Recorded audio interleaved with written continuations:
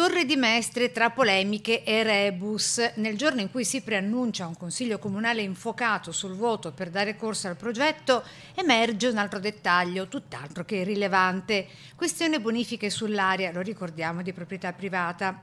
La Regione, con delibera di giunta il 21 aprile del 2015, sulla base della legge speciale per Venezia, ha destinato ben 4.600.000 euro per la bonifica dell'area al villaggio San Marco e facenti parte dei 6.090.000 euro per interventi di tale natura sui siti contaminati di tutto il territorio comunale.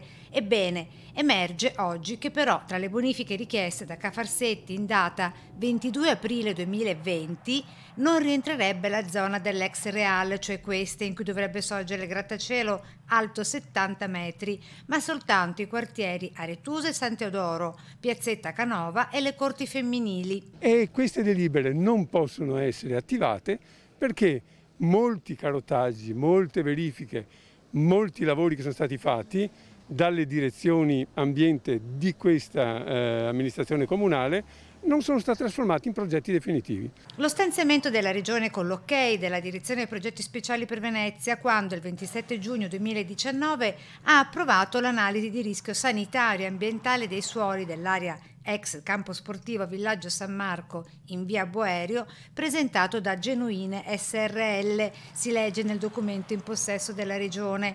Peccato che a distanza di ben 2 anni esatti il cronoprogramma non sia ancora pervenuto a Palazzo Balbi, come conferma anche l'assessore di reparto Roberto Marcato.